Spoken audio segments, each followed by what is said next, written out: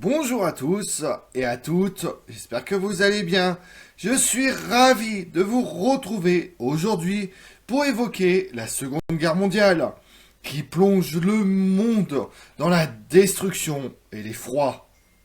En Europe, le Portugal dirigé par António de Oliveira Salazar est pris en étau entre Churchill d'un côté et Hitler de l'autre. Allié historique de l'Angleterre, le régime de Salazar est aussi proche du Troisième Reich que de l'Italie de Benito Mussolini, que de l'Espagne de Francisco Franco. Vous constatez donc le problème et le dilemme du Portugal. Pour rester à l'écart du conflit, Salazar proclame la neutralité du Portugal, l'unique point de passage entre Londres et Berlin. Lisbonne devient ainsi la capitale de l'espionnage. Mais alors que son allié britannique recrute ses opposants communistes, les espions allemands infiltrent jusqu'aux flottes de pêcheurs de l'Atlantique Nord. Mais le Portugal est-il vraiment neutre? Partons ensemble le découvrir. Passam séculos e o português a expulsar o Moro, a firmar a fronteira, a cultivar a terra, a alargar os domínios, a descobrir a Índia, a apostolizar o Oriente, a colonizar a África, a fazer o Brasil glória da sua energia e do seu gênio político. E não se sabe que homem, ideia, rasgo ou sacrifício há de pôr acima dos mais, a não ser exatamente o facto fundamental e primeiro de haver a raça portuguesa estabelecido o seu lar independente e cristão nesta faixa atlântica da península. Un pays ne peut être considéré comme véritablement neutre que s'il ne manifeste pas de préjugés envers les autres nations belligérantes. En examinant les relations du Portugal avec les puissances de l'Axe et de ses alliés, le Portugal a fait preuve d'un parti pris, quoique d'une manière différente envers chacune des parties belligérantes. Malgré le fait que António de Oliveira Salazar ait été au pouvoir pendant près de 40 ans, 1932-1968, il est le moins connu de tous les dictateurs européens. Au Portugal, il est bien connu et nombreux sont nostalgiques de son régime. Le futur dirigeant lusitanien António de Oliveira Salazar est né en 1899. Les parents de Salazar l'ont envoyé au séminaire quand il avait 9 ans. Cependant, après avoir passé plusieurs années au séminaire, il a décidé qu'il voulait poursuivre ses études. Il est entré dans la prestigieuse université de Coimbra. Après avoir obtenu une licence en économie, il est nommé professeur, où il s'est fait connaître pour ses discours et ses articles sur l'économie politique. Sa popularité ne cesse de croître, et en 1921, il est élu à la législature nationale portugaise. En 1926, un coup d'État a lieu au Portugal. Ses dirigeants ont offert à Salazar le poste de ministre des Finances, qu'il a accepté à la condition qu'il prenne le contrôle presque total du gouvernement. Cette offre a été rejetée, et après 5 jours, Salazar a démissionné pour retourner à l'enseignement. 2 ans plus tard, en 1928, le chef du gouvernement demande à nouveau à Salazar de devenir ministre des Finances et remplit les conditions que l'économiste avait initialement exigées. En tant que ministre des Finances, il a rapidement réussi à équilibrer le budget du pays et à assurer le succès financier du gouvernement portugais. La position de Salazar s'est encore renforcée lorsqu'il a dirigé le Conseil des ministres du Portugal en 1932. 1 an plus tard, il crée officiellement l'Estado Novo. Bien que souvent comparé au régime moderne de l'Italie de Mussolini et de Victor Emmanuel III, de l'Espagne de Francisco Franco et de l'Allemagne d'Adolf Hitler, le Portugal de Salazar différait des autres États par son utilisation relativement modérée de la violence d'État. Salazar était un traditionnaliste catholique qui croyait fermement à l'utilisation de la modernisation économique pour protéger les valeurs catholiques, nationales et rurales du Portugal. Fils d'un fermier pauvre, séminariste et ancien professeur d'économie à l'université, Salazar dirige le pays depuis un bureau peu meublé et non chauffé. Il était l'homme qui a mis le Portugal et son empire au-dessus de tout. Les rapports britanniques notent qu'il possédait la perspicacité et l'avarice d'un paysan et le regard froid et détaché d'un ecclésiastique scolaire. Au moins au début, il était un admirateur de Mussolini, dont il garde une photographie sur son bureau, jusqu'à ce que, déçu, il la remplace par un pape. Salazar, le moine dictateur, était bien conscient du pouvoir des idées idéologiques et des stéréotypes logiques. Alors il a essayé de souligner la différence entre les caractéristiques internes de son régime et sa politique étrangère. En octobre 1941, lors d'une rencontre avec l'ambassadeur britannique, il déclare clairement « L'ambassade pense que puisque l'Angleterre est démocratique, libérale et a un parlement libre, et que le régime portugais est antidémocratique, antilibéral, anti-parlementaire, alors le Portugal ne peut être un véritable ami de l'Angleterre et passe automatiquement dans le camp de ses ennemis. » Les proches conseillers de Winston Churchill l'ont convaincu d'épuiser les approches diplomatiques avant de se lancer dans une invasion générale et armée du Portugal, pour éviter de le voir basculer dans le camp de l'Axe, ce qui serait une grave erreur et une catastrophe pour les Alliés. Leur stratégie était d'appeler au traité anglo-portugais de 1373 d'amitié et de protection mutuelle signé par le roi Édouard III d'Angleterre et de France et Fernando Ier, roi de Portugal. Pour soutenir la base alliée, le traité de Windsor, le plus ancien du genre encore en vigueur entre deux pays aujourd'hui même, appelait les deux parties à s'entraider en cas de guerre, si une telle assistance pouvait être fournie sans trop de préjudice aux pays signataires. Il fut renforcé tout au long de l'histoire, en particulier en 1386, avec le second traité de Windsor.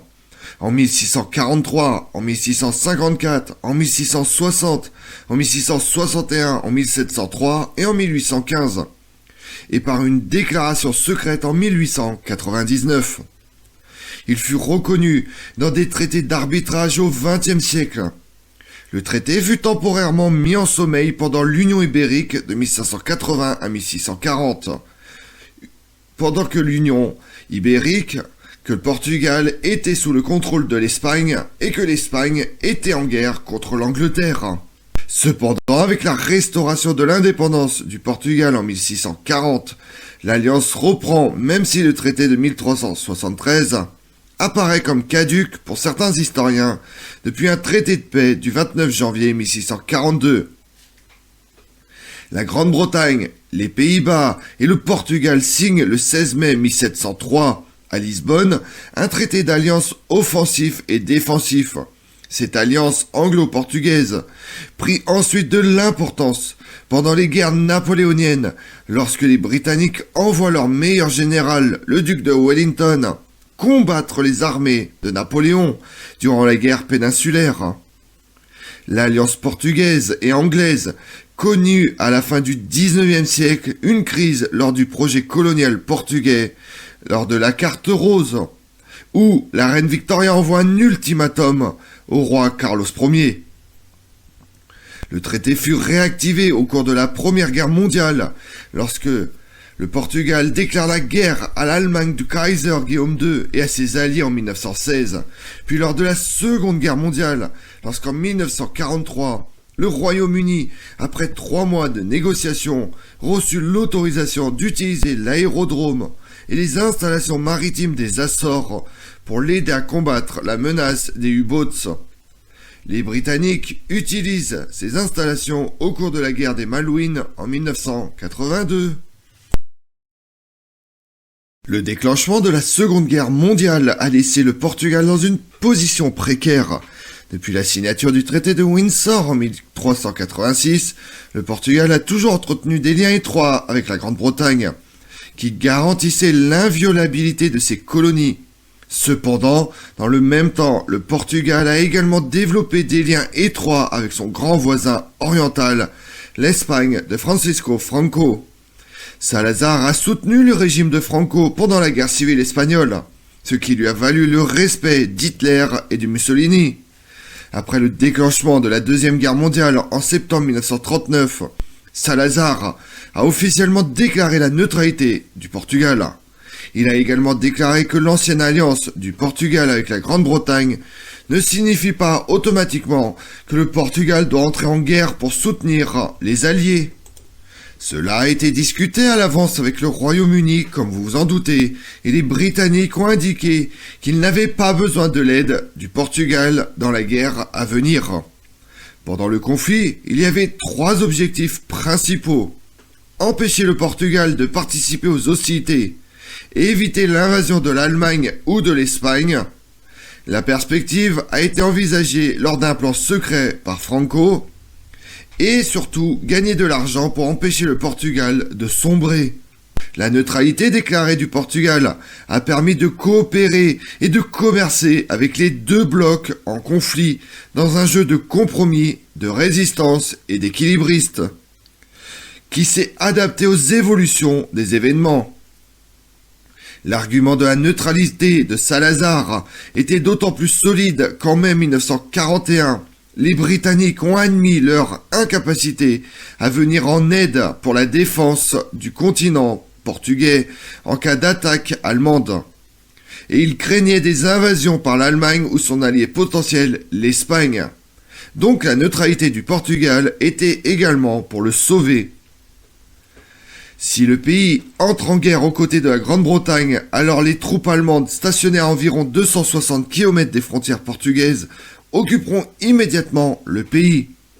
En conséquence, Salazar a décidé de rester en dehors du conflit enflammé, mais pensait qu'il pouvait l'utiliser pour les intérêts de son pays, en maintenant un commerce ouvert avec les Alliés et les Axes, tout au long des années de la guerre. Cependant, lorsqu'on examine la question de la neutralité du Portugal, il est important d'examiner 2 facteurs clés qui ont joué un rôle important dans les relations du Portugal avec les pays belligérants. Au Portugal, au début de la guerre, il n'y avait pas d'entreprise nationale ou d'État, mais 2 entreprises privées fournissaient des services aéronautiques, les Serviços Aéreos Portugueses, fondés en 1927, et Aéros Portugueses, créé en 1934. D'un point de vue militaire, tant l'armée que la marine disposaient d'une unité d'aviation, à savoir l'Aeronautica Militar et l'Aviação Naval, qui au début de la Seconde Guerre mondiale disposaient d'avions généralement vétustes et inutilisables dans un conflit moderne, comme vous l'avez deviné. La situation s'améliore. Vous allez me demander comment et pourquoi ? Tout simplement pendant la guerre avec le débarquement de plusieurs avions, à savoir des chasseurs et des bombardiers américains et britanniques, qui viennent renforcer les faibles escadrons portugais. En 1943, la base de Languedes aux Açores est cédée aux Britanniques et fournissent plusieurs avions plus modernes, permettant la reconstruction de 2 branches qui fusionnent en 1952 pour devenir l'armée de l'air portugaise. Le Portugal possède encore des territoires en Inde, à Goa, Damian, Diu, Macao et Timor oriental. Mais ceux-ci étaient généralement desservis par la flotte locale et moins souvent par des navires arrivant de la capitale. Mais comme en Europe, le Portugal demeure neutre et refuse d'entrer en guerre contre le Japon d'Hirohito. La majeure partie de la flotte marchande était ancienne et petite pour les besoins du pays, mais en tout cas, elle a pu assurer l'approvisionnement du pays pendant la guerre, et certains de ces navires sont devenus des navires de sauvetage pour des milliers de réfugiés. Contrairement à la flotte marchande, la marine disposait d'un ensemble de navires destroyers sous-marins assez modernes et comparables aux navires d'autres pays. Il n'y avait pas de grandes divisions sous forme de croiseurs, sans parler de cuirassiers, mais la flotte existante assurait des patrouilles dans l'Atlantique et une présence dans ses colonies. Le tungstène est la principale matière première pour l'alliage d'acier, utilisés dans la production d'articles aussi importants que les machines-outils, les obus perforants, les pièces des chars et des avions, ainsi que des pièces de moteur. En dehors du Portugal, les puissances alliées ne voulaient pas que l'Allemagne ait accès à cette ressource incroyablement précieuse, tandis qu'à l'intérieur, Salazar la considérait comme une question de souveraineté portugaise, car le minerai appartenait au pays. Il décide de satisfaire les deux camps, les alliés et l'Axe, préférant ne pas s'aliéner l'un ou l'autre camp afin de maintenir la neutralité du Portugal. Cependant, la guerre a sérieusement endommagé les prétentions de neutralité du Portugal, car l'industrie allemande a reçu environ 75% des exportations de tungstène du Portugal. La Grande-Bretagne avait un avantage dans cette situation.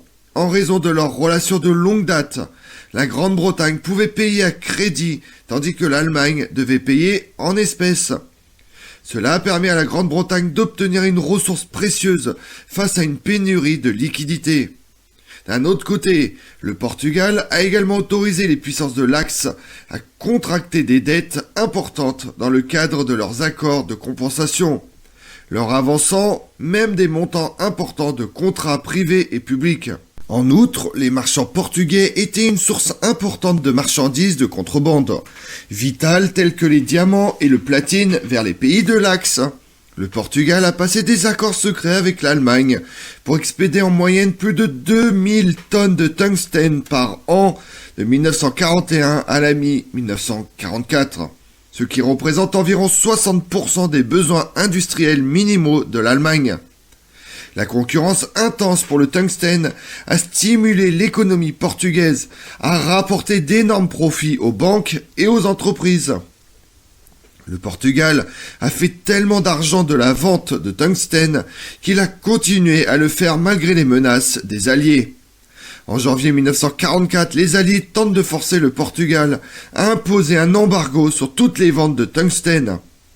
Mais le Portugal lui-même s'y oppose, qui défend son droit en tant que pays neutre de tout vendre à n'importe qui. La baisse du commerce de tungstène a finalement pris fin à la veille de l'invasion du jour J en juin 1944, lorsque le Portugal a imposé un embargo complet sur les fournitures des deux côtés de la guerre, après que les Alliés ont menacé de sévères sanctions économiques. En plus du tungstène, le Portugal disposait d'une autre ressource demandée à la fois par les puissances alliées et les puissances de l'Axe, les Açores, d'une importance stratégique, situées au milieu de l'océan Atlantique. Ces îles sont devenues une base idéale pour le lancement d'opérations offensives. Pour les Alliés, la possession des Açores était essentielle pour défendre les routes de ravitaillement des convois dans l'Atlantique central. L'incapacité de les contrôler a laissé une lacune dans la protection des convois, dans laquelle ils pourraient se retrouver dans une bataille décisive entre les navires alliés et de l'Axe. De plus, le contrôle des Açores s'avérera vital pour une éventuelle invasion alliée de l'Europe, car ils peuvent être utilisés comme base aérienne pour couvrir les armées d'invasion. Pour les pays de l'Axe, les Açores signifiaient la base sous-marine idéale, ainsi que les bases aériennes nécessaires au projet Amérique. La campagne de bombardement de la Luftwaffe sur la côte est des États-Unis.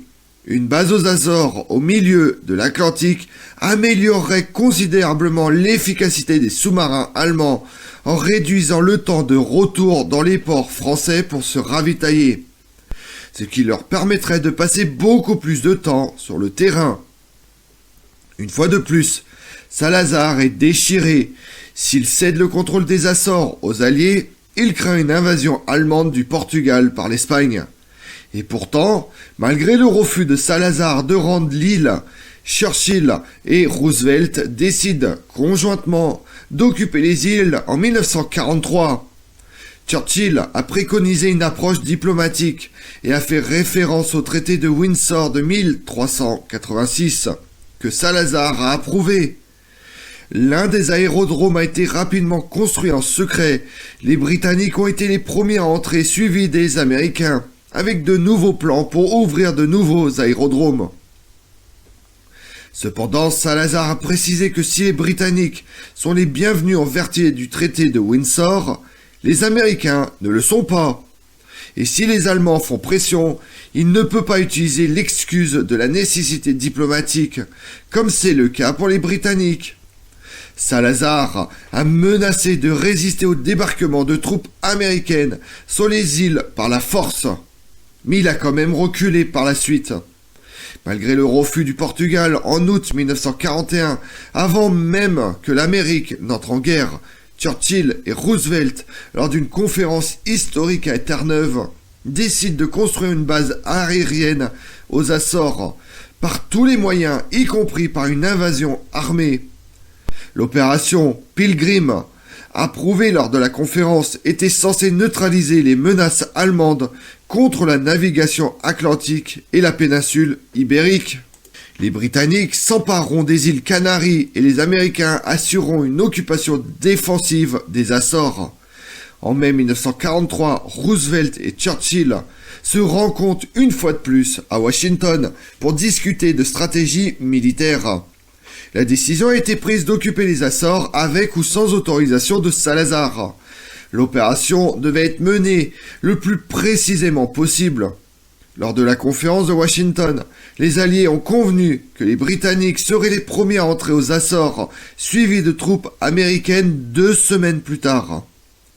Les Britanniques peuvent adhérer au traité de 1386 et les Américains suivront conformément à la clause du traité selon laquelle la Grande-Bretagne et le Portugal seront amis pour amis.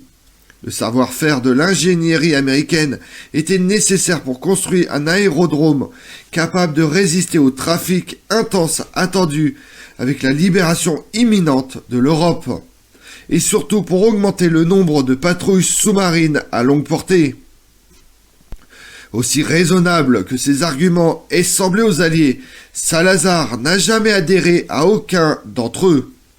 L'Amérique n'a pas signé le traité de 1386. Il n'avait donc aucune justification diplomatique. Malgré le fait qu'il n'y avait presque aucune chance d'attaque, les troupes allemandes ont été expulsées d'Afrique du Nord et se sont défendues en Italie et en Russie. Le dirigeant portugais craignait toujours une sorte de représailles de la part d'Hitler. La guerre sous-marine illimitée contre les navires marchands portugais ou le bombardement aérien de ces villes était encore possible. Salazar a menacé de résister avec force à tout débarquement américain aux Açores. Néanmoins, Salazar était persuadé que les Américains seraient sous commandement britannique et devaient donc être traités comme faisant partie des forces britanniques. Les troupes portugaises sont restées dans leurs casernes. La contribution significative de l'Amérique à l'opération Jalousie a commencé. Le général Hastings Ismay, conseiller de Churchill, a rapporté « Les chefs d'état-major interarmés ont pu facilement parvenir à un accord sur un certain nombre de questions, telles que la question contre les sous-marins, le bombardement de l'Allemagne et l'occupation de l'Allemagne. Mais les Açores étaient un problème délicat. Les Américains et nous étions impatients d'avoir une base sur cette île pour exploiter des avions à long rayon d'action qui seraient utilisés pour couvrir nos convois et combattre les sous-marins allemands. Mais il semblait peu probable que le Portugal accorde cette concession à son propre chef. Par conséquent, il a été décidé que les Britanniques devraient organiser une petite expédition pour capturer l'île dans un proche avenir, étant entendu que cela devrait être fait sans recours à la violence. Il est facile pour une haute autorité de poser une telle condition, mais le malheureux commandant peut facilement constater que ses tentatives de séduction sont infructueuses et sera contraint de recourir au viol. La flotte de sous-marins de l'amiral Dönitz a également utilisé les Açores pour approvisionner des sous-marins. Plusieurs années avant la guerre, les services de renseignement allemands ont organisé un service d'approvisionnement naval mondial fictif, spécialement conçu pour entretenir les navires de guerre qu'ils prévoyaient de laisser en mer lors du conflit à venir. Mais avec les Açores désormais couvertes par une nouvelle base de l'armée de l'air britannique, un emplacement différent était désespérément nécessaire pour que les sous-marins se rencontrent. Mais avec l'océan Atlantique désormais couvert par les patrouilles alliées, cela ne serait plus possible. Le 12 octobre 1943, Winston Churchill annonce à la Chambre des communes qu'il avait demandé le traité d'alliance perpétuelle de Windsor avec le Portugal pour autoriser une opération de défense des Açores. Selon Churchill, le traité a été conclu avec l'approbation de Salazar. Churchill s'est réjoui à chaque instant de l'événement historique avec un grand plaisir, déclenchant un traité sur le Parlement, étonné que peu connaissaient même l'existence, et parlant de lieux dont personne n'avait jamais entendu parler. Pour préserver le secret de l'opération, un nouveau groupe de travail a été formé sous le commandement du vice-maréchal d'aviation Brometta, qui est parti en 3 petits convois de Liverpool le 30 septembre, est arrivé à Terceira, aux Açores, le 8 octobre, 4 jours avant que Churchill ne fasse sa surprenante révélation au Parlement britannique. Groupe de travail d'environ 3000 soldats recrutés parmi les sapeurs de l'armée, la Royal Air Force et la Royal Flotte, a immédiatement commencé à construire la base aérienne. Les Britanniques construisent rapidement une piste temporaire. Le 9 novembre, la première défaite du sous-marin allemand fut enregistrée par un bombardier de la RAF basé sur le nouveau aérodrome. Une semaine plus tard, les ingénieurs américains débarquent sans menace de résistance, accompagnés d'une tempête qui brise la chaîne d'ancre et renverse leur péniche de débarquement sur le rivage rocheux. L'équipement et les fournitures ont été endommagés. Ils ont dû être réapprovisionnés sur le prochain convoi. Les troupes américaines ont construit des installations portuaires, y compris des services de déchargement de carburéacteurs, des pistes toute saison, des routes, des bâtiments, des réservoirs de stockage d'eau et de carburant. Les chefs d'état-major interarmés étaient satisfaits des progrès rapides et du fait que le terrain était pleinement opérationnel en peu de temps. Cependant, il n'y avait pas d'aérodrome explicitement américain aux Açores. Un autre aérodrome était nécessaire pour 2 raisons importantes. Premièrement, Langsen était séparé des Britanniques qui étaient leurs propriétaires officiels de la base. Deuxièmement, une base de secours serait nécessaire pour accueillir le trafic plus dense attendu lors de l'invasion de l'Europe et pour accélérer le mouvement vers le théâtre du Pacifique afin de défaire l'Empire du Japon, comme vous le savez. Les négociations avec Salazar pour obtenir une telle base ont été intenses et ont abouti à un compromis. Les Américains pourraient construire un champ civil prétendument exploité par la compagnie civile Pan American World Airways, principalement à usage civil. Il sera remis au Portugal à la fin de la guerre. Avant qu'un accord ne soit trouvé, un groupe d'ingénieurs américains s'était réuni pour commencer les travaux d'exploration. La base aérienne américaine serait construite, quoi qu'en fassent les diplomates. Des passeports ont été délivrés. L'équipe devait se rendre sur l'île de Santa Maria pour commencer la construction de l'aérodrome américain. Le groupe d'instructeurs du renseignement de l'armée américaine a été envoyé par avion aux Açores depuis Washington.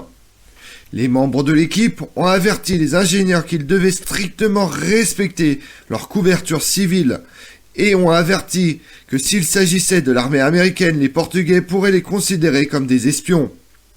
La construction effective de l'aérodrome aura théoriquement lieu lorsque Salazar donnera son accord.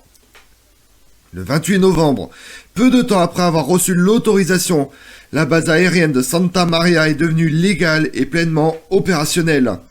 Langenfield, maintenant appelé Langhitch, est devenu un maillon important des réseaux de défense des États-Unis et de l'OTAN.